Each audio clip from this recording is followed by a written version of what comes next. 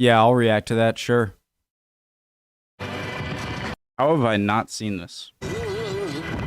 Top 10 unforgettable Top Gear moments, guys. Preemptive like. My name's Connor. If you're new, hi, the original link to the video, top of the description.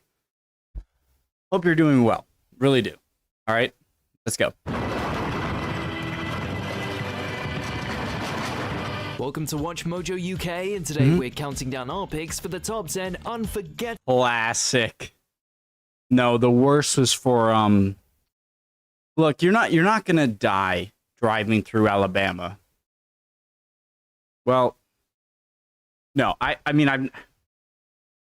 But if anyone were, like, if you were gonna say, okay, one of them got shot, this episode they each decorated each other's cars in a way that would get them, let's say, draw attention from Alabamans or Mississippi. Even worse, maybe. And easily the car with the all right, if you told me, I'm so bad, I can't talk. Like, okay, someone got shot. Who was it? Definitely Hammond. Anyway, sorry. Great episode. Top Gear moments. I'll be honest, I have felt less conspicuous than this. Oh my God! Who wants to see the Stig's head? Before we begin, we publish new content every day, so be sure to subscribe to our channel and ring the bell to get notified about our latest videos. For this list, we're looking at those classic scenes from the BBC's classic program. If no offense to the new guys, it is merely a coincidence. Honest. No, offense. An offense intended. Secondly, we are forbidden to show a certain presenter's rocket car crash. Of course, it is unforgettable, but it won't make this list. You can feel free to talk about it in the comments, though, or bring up any standout moments that you think we may have missed. Did Tom Cruise crash? Bombshell, here are our top 10 picks. Number 10, Clarkson's P45. It's passed all the government tests, which means you can drive it on the road. Testing out the world's smallest car in the PLP50, presenter Jeremy Clarkson had found the Isle of Man export to be a lot more practical in his day-to-day routine. Largest than European on the roads. car. With so much more respect for the tri-wheeled P50, Clarkson tried to go one better and designed a car that was even smaller. Ow! Resembling more of a Dalek than a driver, the 6'5" presenter tested the aptly named P45 on the roads of the nation's capital before pitching the hybrid to the Dragon's Den. It looks like a ride-on lawnmower that they just removed the grass mowing part and then put like a space helmet on. No one bought it, of course, and the vehicle was deemed too uncomfortable and too dangerous to go into production. I've never been frightened of a Citroen Picasso before, it just was. Number 9, Top Gear of the Guys, Pops. I won't pause this much, okay? My last pause of the video. Maybe. Like, do you really, seriously, or you had a chance to be driving on the highway and just see Jeremy Clarkson on this? Like, this doesn't seem like it's hired people. So you just had a chance of driving and being like, oh, there's Jeremy Clarkson riding this. Citroen Picasso before, it just was. Number 9, Top Gear of the Pops. We don't know who to thank for this one, but we hope they got promoted on the spot. Fear not, however, they haven't gone emo for the follow-up to the Mega X and Y. What the bloody hell does that mean? As part of Red Nose Day 2007, show producers decided to merge BBC's music program Top of the Pops with BBC's motoring program Top Gear because, well, they both have the word top in the title. The last time I played one of these, I broke it on the Singer, and that was about 20 years ago, so I might be a bit rusty. Regardless, the hybrid show saw live performances from Supergrass, Travis, and the Top Gear Band. Yes, the Top Gear Band. After Clarkson's early suggestion that they could set the record as the worst band ever to appear on British television, the trio, with Justin Hawkins on vocals, performed Billy Ocean's Red Light Spells Danger 1.5 times as the show's finale. What was that? I dropped the sticks. Despite the false start, it's, well, not bad. Number 8. Chased out of town. As was customary during the Clarkson era, the boys would be sent to different places and perform a tour, like a big tour, or as one would call, a grand tour. But we digress. What is closest to their heart? I've got to get him killed. This is a once-in-a-lifetime opportunity. I'll be letting you down, me down, everybody down. You might get During you Series 9, they flew to the United States with a series of novelty challenges, such as driving down a drag race that finishes in alligator. I love how this is one of the very few Top Gear episodes I've actually seen, rather than just YouTube videos, and it's so often on top 10 lists. Infested waters. So I far, laughed so good. a lot. However, the Alabama portion tasked them with seeing who could get the other shot, killed, or arrested for points. The presenters painted slogans on each other's cars that deliberately intended to antagonize the locals. I'll be honest, I have felt less conspicuous than this. Hillary for president in a red state did not go down well, as the team's vehicles were pelted with rocks and they were chased to Mississippi. Then they turned on the film crews.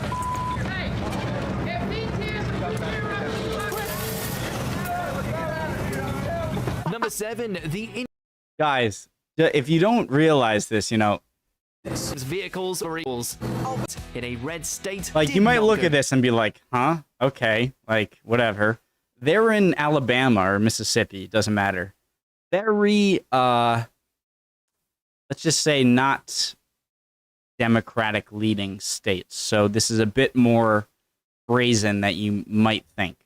down well, as the team's vehicles were pelted with rocks Andrew Luck. and they were chased to Mississippi. Then they turned on the film crews. I'm telling you now!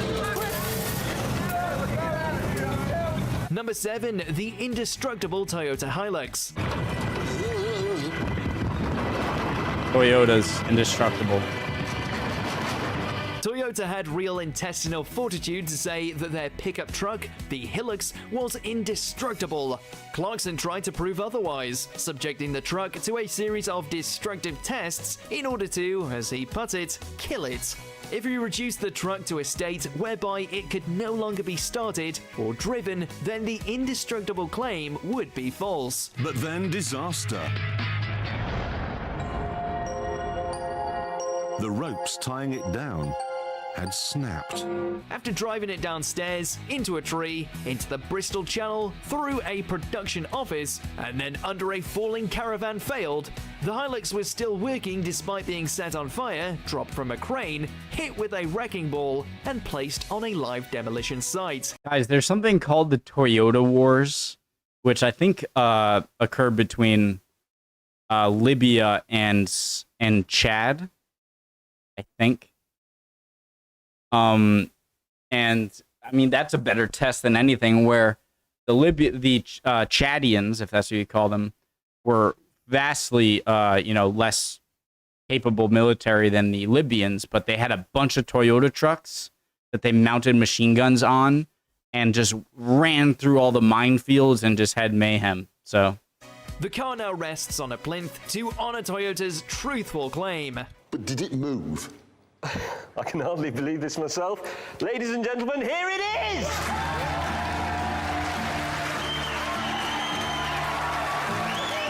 Number 6, Tom Cruise's Through Gambin. I think we'll look at Tom's lap first, shall we? Taking time to swing round the Top Gear studio in order to promote their new movie, Night and Day, Tom Cruise and Cameron Diaz found themselves strapped into the star in a reasonably priced car segment of the show. The stable section of the series saw various celebrities race in an everyday car, at this point the Kia Ceed, around the Top Gear track.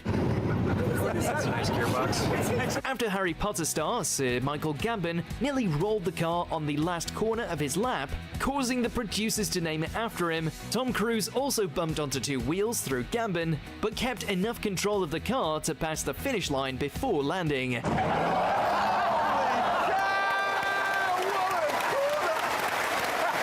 I love Tom Cruise. Oh, Cameron Diaz. Ever seen her in The Mask?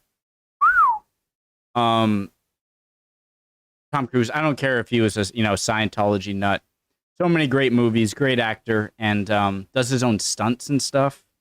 But what did they say? The Harry Potter star? Nearly rolled the car on the last. The Kia Ceed saw various sized car segment camera into the show everyday car. At this point, his lap, causing the producer Michael Gambon. That's a nice gearbox. After Harry Potter star Sir Michael Gambon.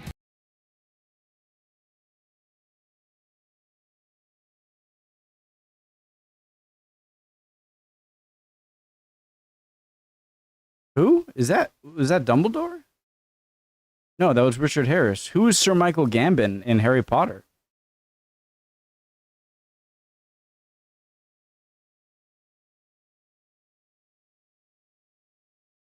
Oh, it is him.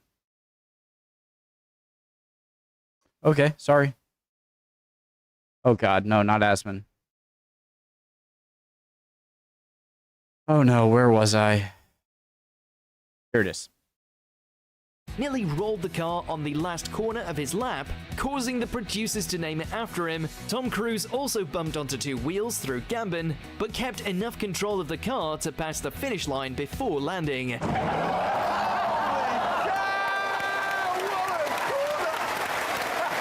Number 5, H982 FKL. In 1982, a group of Argentine Marines masquerading as scrap metal merchants raised their country's flag in British-owned South Georgia Island. The incident sparked the 1982 Falklands War and has had consequences for both Argentina and the United Kingdom since. They're going to show where they're in Argentina getting chased by Argentinians. None were more bizarre than, when filming for the Patagonia special, Top Gear producers had bought a car with the number plate H982 FKL. There's a gang. Nationalists, whatever, believe that the Falklands are Argentinian, they don't like the British, and they're in the hotel. Oh, we're stuck in here and we don't know what's going on. Despite being a coincidence, locals loyal to Argentina took exception and a full-scale security effort was made to abandon the cars and filming and get out of Ushuaia ASAP. Guys, everyone in the cars. As police distracted the mob, the show's convoy headed to Chile, where they found solace. Since then, Chile has been referenced frequently by the presenters as a thank you. Number 4, Out with the Old. The most famous format of Top Gear is actually its second incarnation. The original Top Gear was also a motoring. Number 4, Out with the Old.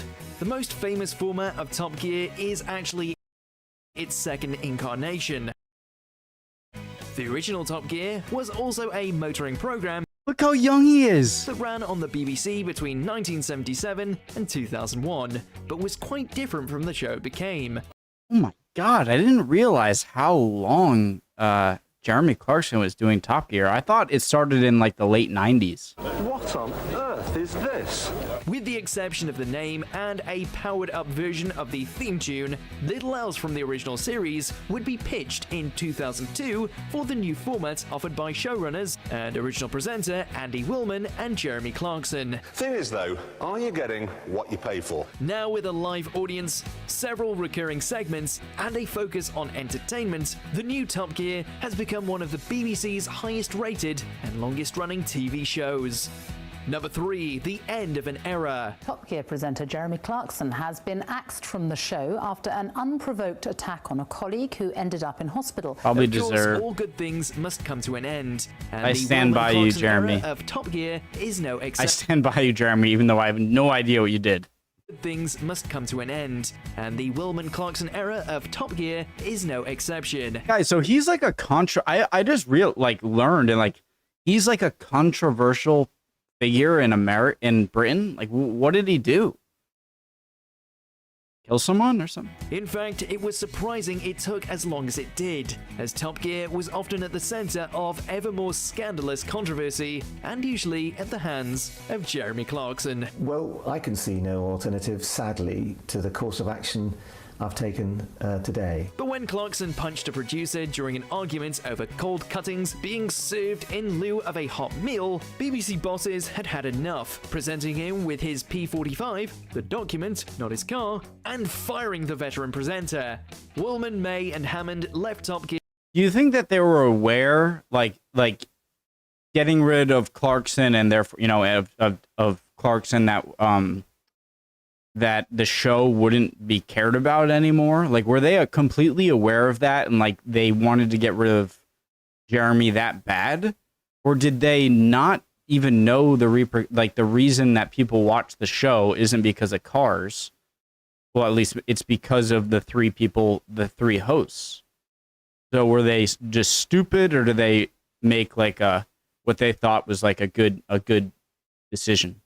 Year after finishing the series, and went on to create the Grand Tour for Amazon Prime. Now, does the Grand Tour reference make sense? Well, probably. Thank you for watching.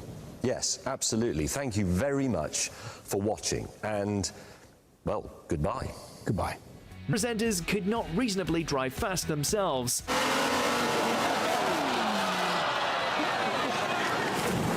Man, I would have expected a car going... Speeds, as presenters could not reasonably drive... I would suspect a little over 109 because it clocked it here.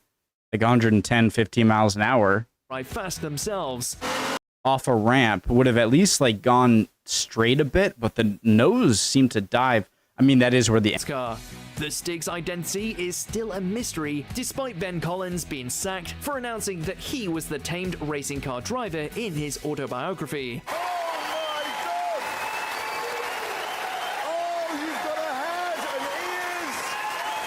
Guys, can I say something that might upset a lot of people? Because I know it's popular and it's becoming more popular. Formula One. I just don't get it. I don't get the love of the thing. I'm not a big cars guy. I've never been one. I do love that each car is sponsored and is and built by, I'm assuming, different car companies, and I love that because it's like it's not about the in my opinion, it's not about who's driving it. It's about like the company that built the car, and that's pretty cool. Just having these big car companies go against each other in a giant race, fastest they can build, or fastest car they can build, and that's fascinating. But I never like, it's better than NASCAR because at least they're not just going in a circle and a circle and a circle.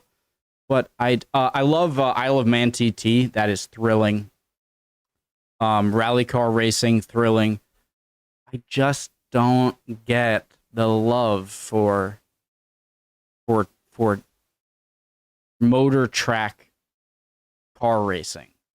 It's like golf to me. It's like like maybe when there's like the final 2 laps or final lap, I'd be like, ooh, I'd like to see this. But it's really that thrilling to just watch cars go and go and go and go and go.